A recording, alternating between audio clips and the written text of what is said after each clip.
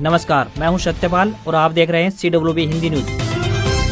शक संवत 1948 विक्रम संवत 2083 आज ज्येष्ठ मास के शुक्ल पक्ष की 10वीं तिथि और दिन सोमवार है। तदनुसार अंग्रेजी तारीख 25 मई सन 2026।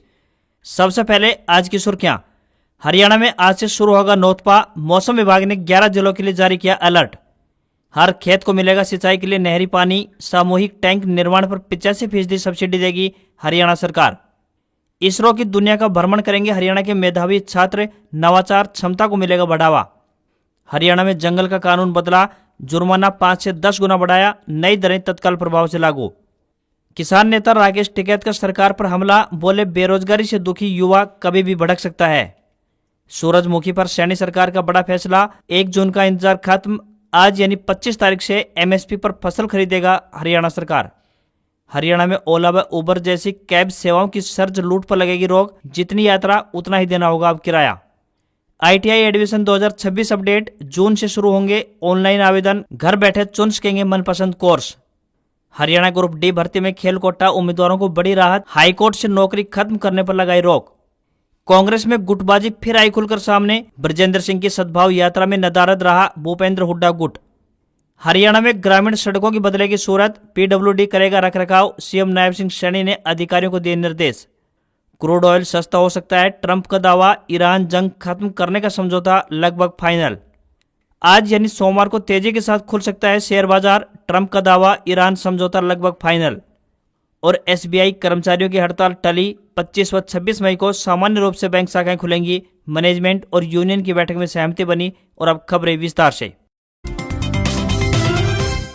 हरियाणा में गर्मी का सिलसिला लगातार जारी है। दोपहर के समय तेज धूप और गर्म हवाओं से लू लगने और डिहाइड्रेशन का खतरा बढ़ रहा है, जिसके प्रभाव से चक्कर, उल्टी, दस्त और बुखार जैसी समस्याएं सामने आ रही हैं। मौसम विभाग ने चेतावनी जारी करते हुए कहा है कि आज से नौतपा शुरू होने वाला है, जिससे तापमान में और अधिक बढ़ोतरी देखने को मिल सकती है। इसलिए लोगों को दोपहर के समय घर पर रहने की सलाह दी गई है। मौसम विभाग ने महेंद्रगढ़, मेवात, पलवल, रेवाड़ी, भिवानी, हिसार, चरखी दादरी, झज्जर, सिरसा और फतेहाबाद में लू चलने की संभावना जताई है। इस भयंकर गर्मी का असर इलेक्ट्रॉनिक आइटम्स पर भी पड़ रहा है। इस दौरान मोबाइल, लैपटॉप या पावर बैंक जल्दी गर्म हो रहे हैं, जिससे बैटरी डैमेज, लो परफॉर्मेंस या अचानक डिवाइस बंद होने जैसी समस्याएं सामने आ रही हैं। वहीं राज्य में सबसे गर्म जिला रोहतक रहा। यहाँ का तापमान 45 डिग्री सेल्सियस दर्ज किया गया। मौसम विशेषज्ञ डॉक्टर चंद्रमोहन के अनुसार राज्य में 27 मई तक मौसम शुष्क रहने की संभावना है। 26 और 27 मई को कई जिलों में हीटवेव की संभावना भी बन रही है। वहीं 28 मई और 29 मई को प्रदेश के कुछ स्थानों पर हल्की बारिश, गरज चमक और 40 से 50 किलोमीटर प्रति घंटे की रफ्तार से तेज हवाएं चल सकती हैं। इसके बाद तापमान में हल्की गिरावट सामने आ सकती है। इससे लोगों को भीषण गर्मी से थोड़ी राहत अवश्य मिल सकती है।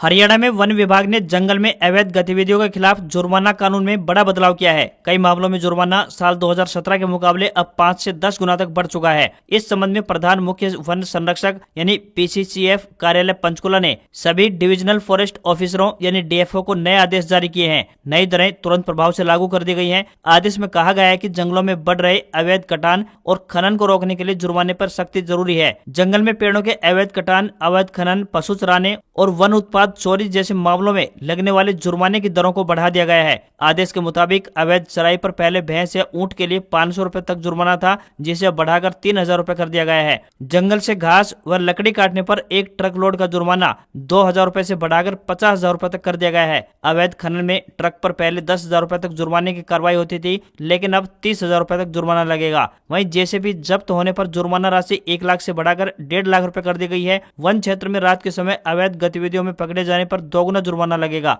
वहीं कुल्हाड़ी, आरी और अन्य औजार जब्त होने पर 200 से 10,000 रुपए तक जुर्माने की राशि तय की गई है। मोटरसाइकिल जब्ती पर 30,000, ट्रैक्टर पर 60,000 और डंपर पर 1.25 लाख रुपए तक जुर्माना अब लगाया जाएगा।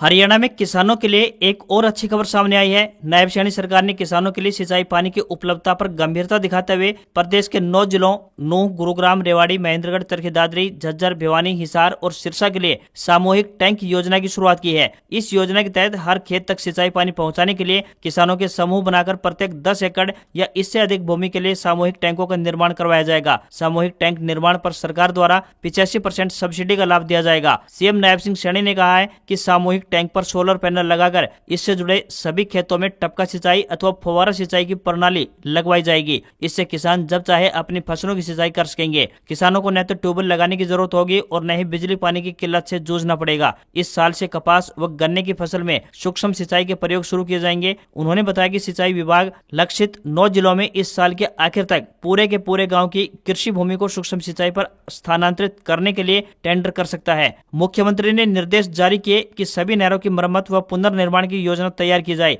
वे खुद हर महीने समीक्षा करेंगे ताकि पता चल सके कि विभाग के प्रयासों से कितने पानी की बचत हुई है और कितने किसानों को इसका लाभ पहुंचा है। पंजाब एवं हरियाणा हाईकोर्ट की तरफ से हरियाणा में ग्रुप डी भर्ती के लिए एक्सीलेंट स्पोर्ट्स पर्सनल कैटेगरी में चयनित उम्मीदवारों को एक बड़ी राहत प्रदान की गई है। हाईकोर्ट द्वारा इन खेल कोटा उम्मीदवारों का सिलेक्शन रद्द करने की प्रक्रिया पर फिलहाल रोक लगा दी गई है। इस मामले की अब अगली सुनवाई 2 सितंबर 2026 को होगी। यह मामला तब देखने को मिला जब उम्मीदवारों ने हाईकोर्ट में याचिका दायर कर सरकार के कदम को चैलेंज किया। याचिकाकर्ताओं का पक्ष था कि हरियाणा कर्मचारी चयन आयोग यानी HSSC द्वारा उनका चयन पूर्ण रूप से वैध था और वे पिछले कई महीनों से विभिन्न विभागों में अपनी सेवाएं दे रहे हैं। खेल विभाग द्वारा स्पोर्ट्स ग्रेडेशन सर्टिफिकेट के पुनः सत्यापन के बाद 18 मई 2026 को एक संशोधित सिलेक्शन लिस्ट जारी की गई थी। इस आधार पर पहले से नियुक्त कई खेल कोटा उम्मीदवारों की नौकरी खत्म करने की कार्रवाई शुरू कर दी गई। याचिकाकर्ताओं के वकील ने दलील पेश करते हुए कहा कि भर्ती के वक्त सभी दस्तावेजों की गहन जांच की जा चुकी थी। ज्वाइनिंग के बाद इस प्रकार नौकरी से हटाना पूरी तरह मनमाना, कानून के विपरीत और प्राकृतिक न्याय के सिद्धांतों के विरुद्ध है। अदालत ने निर्देश जारी किया है कि अगली सुनवाई तक याचिकाकर्ताओं की मौजूदा सेवा स्थिति में कोई परिवर्तन नहीं किया जाएगा और ये अपने पदों पर सेवा देते रहेंगे। यमुनानगर में किसान नेता राकेश टिकैत ने फिर अपने तीखे तेवरों से सरकार पर बड़ा हमला बोला। टिकैत ने कहा कि देश का युवा आज गुस्से में है, बेरोजगारी चरम पर है और सिस्टम की खामियां लोगों को सड़क पर उतरने के लिए मजबूर कर रही हैं। राकेश टिकैत ने कॉकरोच जनता पार्टी के मुद्दे पर बोलते हुए कहा कि जहां सिस्टम कमजोर होगा, जहां जनता को न्याय नहीं मिलेगा, वहां युवा अपने आप इकट्ठा होगा। उन्होंने चेतावनी देते हुए कहा कि सरकार को समझना चाहिए कि यह सिर्फ चिंगारी है जो कभी भी बड़ी आग का रूप ले सकती है। टिकैत ने कहा कि आज देश का नौजवान दुखी है, पढ़ाई करने के बाद भी रोजगार नहीं मिल रहा है, किसान परेशान है और आम आदमी महंगाई से टूटा हुआ है। उन्होंने आरोप लगाया कि सरकार डर और दबाव की राजनीति कर रही है। देवीलाल परिवार की एकजुटता के सवाल पर टिकैत ने कहा कि देश में परिवारों को तोड़ने की राजनीति हो रही है, चाहे बिहार में लालू यादव का परिवार हो, उत्तर प्रदेश में अखिलेश यादव का परिवार हो, हरियाणा में चौटाला परिवार हो या महाराष्ट्र में शिवसेना का परिवार, हर जगह राजनीतिक तोड़फोड़ की जा रही है। उन्होंने आरोप लगाया कि आधे परिवारों को अपने साथ मिलाकर सत्ता की राजनीति की जा रही है। राकेश टिकैत ने कहा कि लोकतंत्र में जनता की आवाज दबाने की कोशिश खतरनाक साबित हो सकती है। हरियाणा के शहरों में रहने वालों के लिए एक राहत भरी खबर सामने आई है। बता दें कि देर रात नौकरी से घर आना हो या फिर एयरपोर्ट के लिए सफर करना या बारिश में ऑफिस के लिए निकलना हो, शहरों की जिंदगी ओला उबर जैसी कैब सेवाओं पर ही निर्भर करती है। एकाएक उस वक्त हैरानी बढ़ जाती है जब 200 रुपए की यात्रा का किराया अचानक से 700 रुपए दिखने लगता है। मोबाइल फोन की स्क्रीन पर लिखा आता है हाई डिमांड प्राइसिंग, यानी कैब सर्विस वाले मौके का फायदा उठाते हुए किराए में बढ़ोतरी कर देते हैं। अब प्रदेश सरकार ने इसी सर्ज प्राइस मॉडल पर बड़ा वार किया है। सरकार ने स्पष्ट कर दिया है कि बिना किसी ठोस वजह के किराए में बढ़ोतरी महंगी पड़ सकती है। यदि कैब सर्विस कंपनियां गलत तरीके से डायनामिक प्राइसिंग करती पाई गई तो उनका लाइसेंस तक रद्द हो सकता है। नई पॉलिसी में सबसे बड़ी राहत डेड माइलेज खत्म करने से मिली है। कई मर्तबा देखने को मिलता है कि कैब ड्राइवर दूर से खाली गाड़ी लेकर आता है, जिसका सीधा असर किराए पर पड़ता है। अब नियम साफ है कि यात्री उसी दूरी का किराया देगा जितनी दूरी वह खुद यात्रा करेगा। गाड़ी आपको लेने कितनी दूर से आई है उसका पैसा आपकी जेब से अब नहीं जाएगा। हरियाणा सरकार की नई पॉलिसी ड्राइवरों के लिए भी राहत लेकर आई है। सरकार ने तय किया है कि हर ट्रिप के किराए का कम से कम 80% हिस्सा ड्राइवर को मिलेगा। वहीं महिलाओं की सुरक्षा को ध्यान में रखते हुए अब हर एग्रीगेटर वाहन में GPS, panic button, first aid kit और अग्निशामक यंत्र अनिवार्य कर दिया गया है। सबसे बड़ा और जरूरी बदलाव ये है कि यदि ड्राइवर ऐप द्वारा बताए गए रास्ते से अलग जाता है तो कंपनी के 24/7 कंट्रोल रूम में तुरंत अलर्ट जाएगा। हरियाणा सरकार ने स्पष्ट संदेश दिया है कि अब ऐप आधारित कैब सेवाएं सिर्फ टेक कंपनियों के भरोसे नहीं बल्कि तय नियमों और जवाबदेही के दायरे में चलेंगी। हरियाणा के मेधावी छात्रों के लिए अच्छी खबर सामने आई है। बता दें कि अब राज्य के सरकारी और पीएमश्री स्कूलों के प्रतिभाशाली विद्यार्थियों को देश के प्रतिष्ठित अंतरिक्ष अनुसंधान संस्थानों को भ्रमण करने का मौका मिलेगा। इसके तहत चुने गए विद्यार्थियों को इसरो की प्रयोगशालाओं, सैटेलाइट तकनीक, रॉकेट लॉन्च सिस्टम और स्पेस रिसर्च से जुड़ी आधुनिक सुविधाओं को नजदीक से देखने का मौका मिलेगा। इसका उद्देश्य विद्यार्थियों की विज्ञान, तकनीक और अंतरिक्ष अनुसंधान के प्रति रुचि बढ़ाना है। संपूर्ण शिक्षा कार्यक्रम के तहत कक्षा 9वीं से 12वीं तक विज्ञान वर्ग के विद्यार्थियों को चयनित किया जाएगा, तो वहीं पीएम श्री स्कूलों के 10वीं और 11वीं विज्ञान वर्ग के प्रतिभाशाली विद्यार्थियों को भ्रमण करने का मौका मिलेगा। इसमें उन विद्यार्थियों को प्राथमिकता दी जाएगी जो विज्ञान विषयों में बेहतर प्रदर्शन करते हो और जिनमें तार्किक सोच, नवाचार क्षमता एवं सीखने की जिज्ञासा हो। साथ ही प्रत्येक जिले के ऐसे एक पुरुष और एक महिला विज्ञान शिक्षक को भी इस शैक्षणिक भ्रमण में शामिल किया जाएगा, जो विद्यार्थियों को विज्ञान के क्षेत्र में बेहतर परिणाम दिलाने में सहायक सिद्ध होते हैं। बता दें कि इस पहल के तहत चयनित विद्यार्थियों को इसरो के 9 प्रमुख केंद्रों में भेजा जाएगा। इसमें UR Rao satellite centre Bengaluru, space application centre Ahmedabad, Satish Dhawan space centre Sriharikota, Vikram Sarabhai space centre Thiruvananthapuram, physical research laboratory, national remote sensing centre Hyderabad, Indian institute of remote sensing Dehradun, human space flight centre Bengaluru और इसरो प्रोपल्सन कॉम्प्लेक्स तमिलनाडु सहित कई संस्थानों का भ्रमण शामिल है। हरियाणा कांग्रेस में एक बार फिर से खुलकर गुटबाजी नजर आई है। पूर्व मुख्यमंत्री भूपेंद्र हुड्डा के गढ़ रोहतक में प्रदेश के 90 हलकों से होकर गुजरी 2800 किलोमीटर 230 दिन में पूरी होने वाली बृजेंद्र सिंह सद्भाव यात्रा में कांग्रेस की गुटबाजी साफ साफ नजर आई। जहां भूपेंद्र हुड्डा गुट के नेताओं ने यात्रा से दूरी बनाई, तो वहीं बृजेंद्र सिंह के मंच पर हुड्डा विरोधी खेमा हावी रहा। वहीं कांग्रेस नेता बृजेंद्र सिंह ने माना कि नेताओं की आपसी फूट से कांग्रेस को नुकसान पहुंचा है। 12,800 किलोमीटर की 7 महीने में 90 हलकों में से की गई सद्भाव यात्रा के दौरान भूपेंद्र हुड्डा गुट का नदारद रहना कांग्रेस की एकता पर बड़ा सवाल उठाती है। बृजेंद्र सिंह ने खुलकर कहा कि यह यात्रा उनकी निजी यात्रा नहीं थी, बल्कि कांग्रेस के राष्ट्रीय नेता राहुल गांधी की इजाजत पर शुरू की गई थी, जो हर रोज उनकी यात्रा की रिपोर्ट लेते रहते थे। गुरुग्राम में राहुल गांधी ने यात्रा का मंच साझा किया तो उनका हौसला बढ़ा और राहुल गांधी के आने के बाद यह सवाल पूछना वाजिब नहीं है कि यह कांग्रेस की यात्रा है या नहीं। बृजेंद्र सिंह ने कहा कि यात्रा से अगर प्रदेश में उनकी पहचान बनी है तो इसमें कोई गलत बात नहीं है, लेकिन यात्रा का मकसद प्रदेश में सद्भाव पैदा करना था, क्योंकि प्रदेश में उदासी का माहौल था। उन्होंने कांग्रेस पार्टी पर प्रतिक्रिया देते हुए कहा कि इससे प्रतीत होता है कि पूरे देश में युवा में गुस्सा है और वह गुस्सा कभी भी फूट सकता है। हरियाणा के गांवों को जोड़ने वाली सड़कों की बदहाल स्थिति और निर्माण में आने वाली प्रशासनिक अड़चनों को दूर करने के लिए सरकार ने योजना तैयार की है। 5 कदम तक चौड़ी ऐसी सड़कें जो हरियाणा एग्रीकल्चर मार्केटिंग बोर्ड के अधीन आती हैं, उन्हें अब लोक निर्माण विभाग यानी PWD के हवाले किए जाने की संभावना है। मुख्यमंत्री नायब सिंह सैनी ने इस संबंध में मुख्यमंत्री कार्यालय यानी CMO के अधिकारियों को विस्तृत रिपोर्ट तैयार करने के निर्देश जारी किए हैं। रिपोर्ट आने के बाद इस मुद्दे को कैबिनेट बैठक में रखा जाएगा। प्रस्ताव को मंजूरी मिलते ही गाँव की सड़क व्यवस्था में बड़ा बदलाव देखने को मिल सकता है। प्रदेश के कई गांवों में स्थिति बेहद उलझी हुई है। एक गांव से दूसरे गांव को जोड़ने वाली सड़क का कुछ हिस्सा PWD के पास है, जबकि बाकी का हिस्सा मार्केटिंग बोर्ड के अधीन आता है। यही वजह है कि सड़क निर्माण और मरम्मत का काम समय पर पूरा नहीं हो पाता। कभी PWD अपने हिस्से की सड़क का निर्माण कर देता है तो कभी मार्केटिंग बोर्ड कर देता है। कभी एक ही विभाग निर्माण करता है तो कभी दोनों विभाग निर्माण या मरम्मत नहीं कर पाते। इस खराब स्थिति से निपटने के लिए मार्केटिंग बोर्ड की सड़कों का निर्माण PWD को सौंपने की जरूरत अब महसूस की गई है।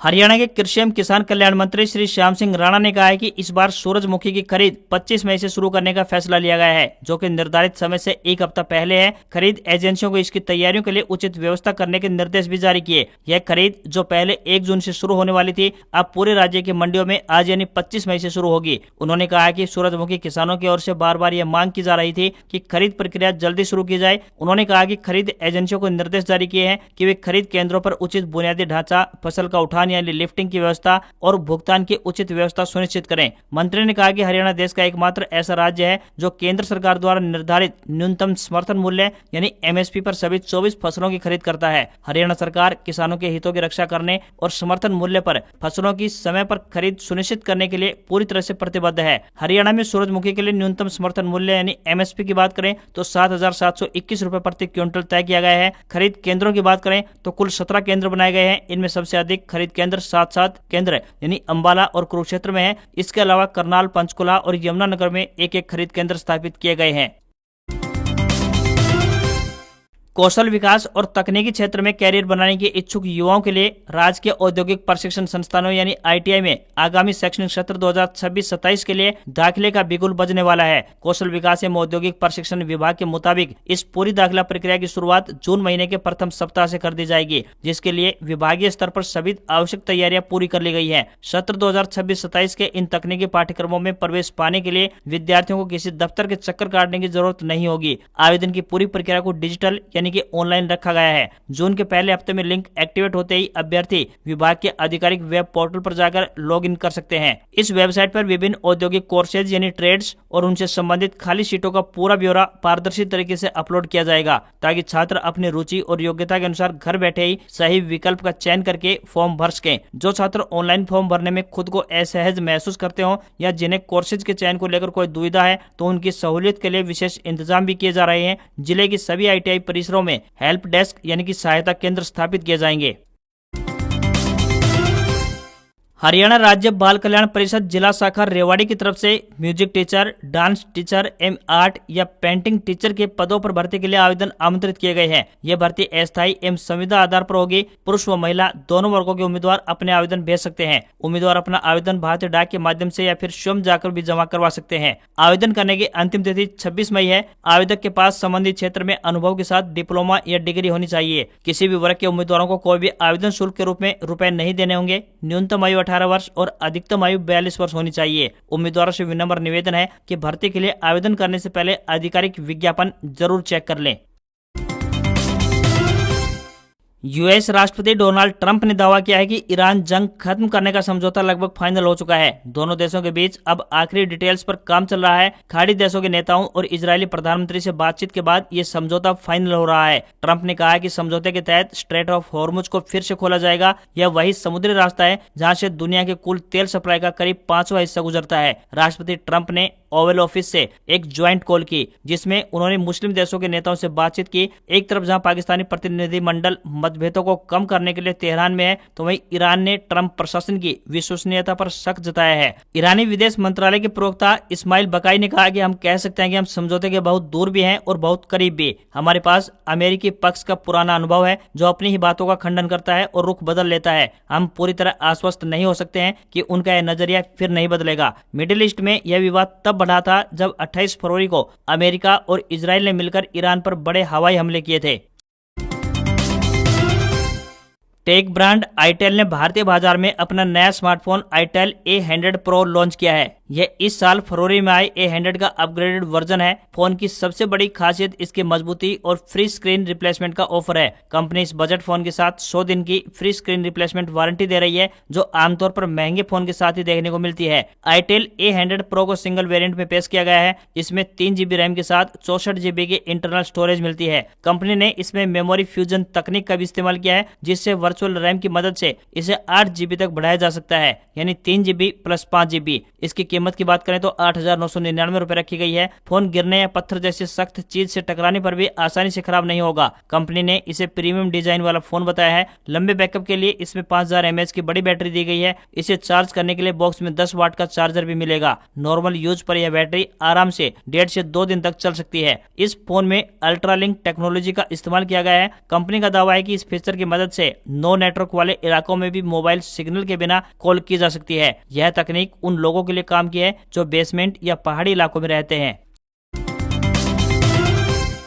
आज यानी 25 मई से शुरू होने वाले हफ्ते में शेयर बाजार में काफी हलचल रहने वाली है। अमेरिका ईरान तनाव और विदेशी निवेशकों की बिकवाली से लेकर टेक्निकल फैक्टर बाजार की दिशा व चाल तय करेंगे। यूएस राष्ट्रपति डोनाल्ड ट्रंप ने दावा किया है कि ईरान जंग खत्म करने का समझौता लगभग फाइनल हो चुका है। दोनों देशों के बीच अब आखिरी डिटेल्स पर काम चल रहा है। खाड़ी देशों के नेताओं और इजरायली प्रधानमंत्री से बातचीत के बाद यह समझौता किया गया है। इस खबर के आने के बाद अब सोमवार यानी आज क्रूड ऑयल सस्ता हो सकता है और बाजार में तेजी आ सकती है। घरेलू बाजार की दिशा तय करने में कच्चे तेल की कीमतें अहम भूमिका निभाएंगी। वहीं 22 मई को सेंसेक्स 232 अंक की तेजी के साथ 75,415 के लेवल पर बंद हुआ था, तो वहीं निफ्टी में भी 65 अंकों की तेजी रही और ये 23,719 के स्तर पर पहुंच गया है। आज खबरों में बस इतना ही। देखते रहिए आपका अपना हरियाणा का सबसे बेहतरीन news channel CWB Hindi news. नमस्कार। इसी आशा के साथ आपका दिन शुभ रहे।